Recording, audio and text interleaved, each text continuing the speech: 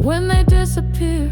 No tears for black girls, like they were never here. But we remember, we'll speak their names. Their stories matter. We'll break these chains. No tears left to cry. Today, we return to Illinois to share the latest updates on a heartbreaking story. On the night of September 8, 2017, 19-year-old Kenneka Jenkins was getting ready for a night out. She was full of life. Her family described her as sweet, a little shy, and always smiling. She lived with her mother, Teresa Martin, in Chicago, and was just beginning to figure out her future. That night, Kenneka joined friends for a party at the Crown Plaza Hotel in Rosemont, Illinois, a suburb northwest of Chicago. They checked in around 1 a.m., crowding into a 9th-floor room. Music played from phones, drinks were poured, and phones flashed as videos and pictures were taken, streaming their night to friends and followers on Snapchat and Instagram. As the party continued into the early morning hours, the room filled with more people, some friends, some strangers. Kenneka appeared in a Snapchat video posted at 1:36 a.m., surrounded by people, her expression unreadable. Later, witnesses reported she had been drinking and was possibly under the influence of something more, though the details remained hazy. The room was crowded, the music was loud, and people were coming and going. Around 3:20 a.m., Kenneka's friends realized she was missing. They claimed she had left the room with her phone and car keys, but had left them behind before wandering off. Her friends searched the hotel, but came up empty-handed.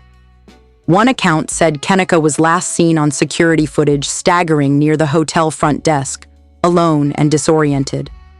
Another video, a crucial piece of evidence, showed her walking down empty hotel corridors and, at one point, entering a hotel kitchen. After that, she was never seen alive again. At 4 a.m., Kenneka's friends called her mother, Teresa Martin. They sounded panicked, saying they couldn't find Kenneka. The story they told was confusing and inconsistent. Why was she alone? Why hadn't they gone with her?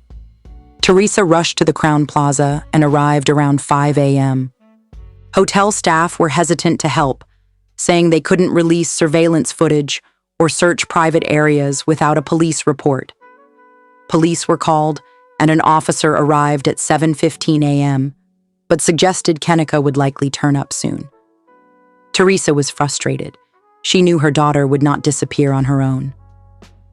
For hours, Teresa Martin and relatives searched the hotel themselves, peering into stairwells, knocking on doors, and calling Kenneka's phone. It rang unanswered until eventually going straight to voicemail. Meanwhile, Kenneka's friends returned home in her car, which raised additional questions. Teresa's suspicions grew. Had they really done everything they could? Had they seen something they weren't revealing? The search for Kenneka exploded on social media. Strangers online began dissecting every detail. Videos from the party were posted and scrutinized frame by frame. In Facebook live streams, background sounds were debated. Some claimed they heard Kenneka slurring or calling for help, while others heard nothing unusual. Screenshots of text messages circulated. Some speculated about possible fights, drugs being slipped into drinks, or even a setup. The internet was flooded with theories. Digital detectives attempted to build a timeline, mapping Kenneka's last known movements using party videos, Snapchat timestamps, and surveillance footage. At approximately 10 p.m. on September 9th, nearly 20 hours after Kenneka vanished, hotel staff discovered her body. She was found inside an industrial walk-in freezer in a closed-off kitchen area that was not in public use and was difficult to access. She was lying face down with disheveled hair and one shoe missing. Her phone was not with her. The freezer was operational, with temperatures below freezing. There were no signs of physical trauma or struggle on her body. The medical examiner later determined her death was caused by hypothermia, cold exposure, complicated by alcohol intoxication and the presence of topiramate, a prescription epilepsy medication that Kenneka had not been prescribed. The official ruling was accidental death. However, for Kenneka's mother and much of the public, too many questions remained unanswered. Why was Kenneka able to access a kitchen that was supposed to be closed to guests? Why didn't the hotel act more quickly? Why did her friends leave her behind? Did someone slip her something without her knowledge? How did she end up alone in the freezer? And could she have been saved? These questions raised concerns about the hotel's security, the friend group's loyalty, and the police investigation. Some activists and family members accused the hotel of negligence and the police of responding too slowly, especially after the family's pleas were initially dismissed. Teresa Martin organized protests at the Crown Plaza, demanding answers and accountability.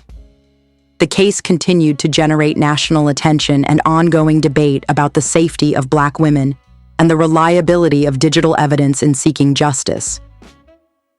Over time, the community and Kenneka's family pressed for accountability.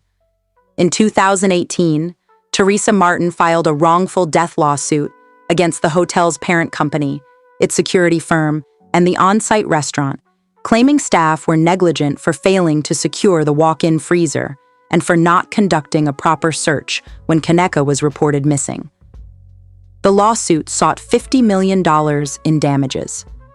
After years of legal battles, a wrongful death settlement was reached in late 2023. The settlement totaled $10 million, with over $6.4 million awarded to Kenneka's mother and family.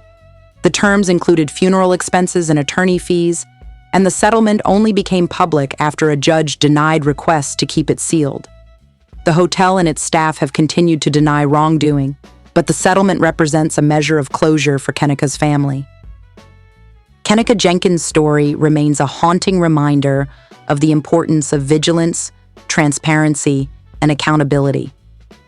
7 years later, her death continues to be the subject of activism, documentaries, and public discussion. Each year, her family and supporters hold vigils and marches to honor her memory and call for better protections for vulnerable young women.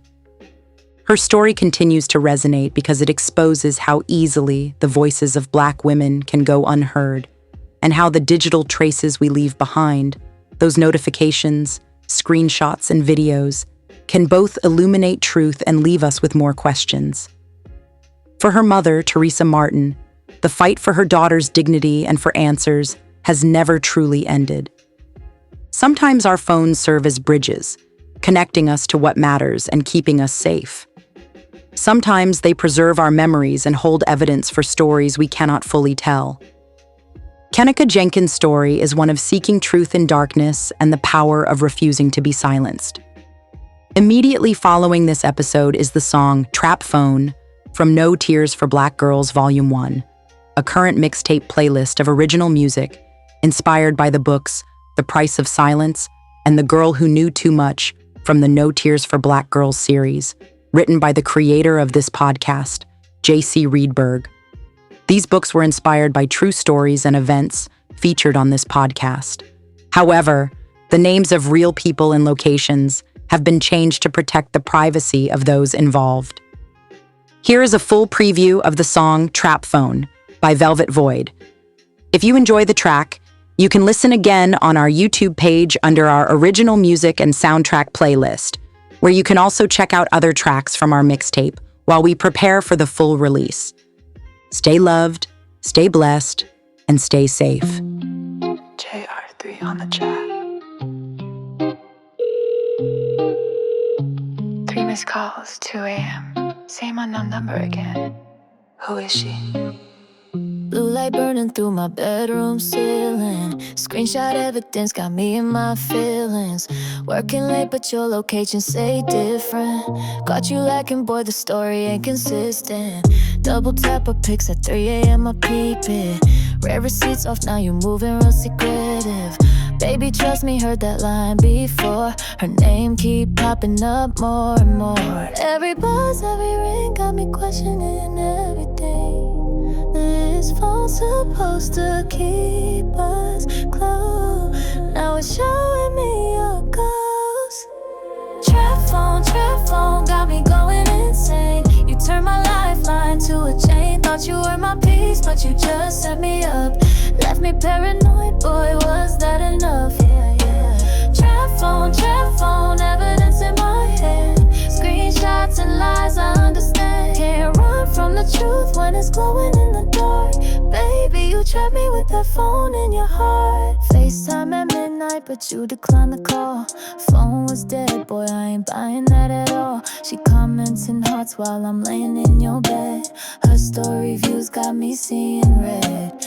Airplane mode when you right beside me. Password change, what you tryna hide, G? Your phone face down, tell me what I need to know. Trap phone, got me going insane. You turned my lifeline to a chain. Thought you were my peace, but you just set me up. Left me paranoid, boy, was that enough? You were bad too, 47, wrong person. And delete messages, but I already seen them.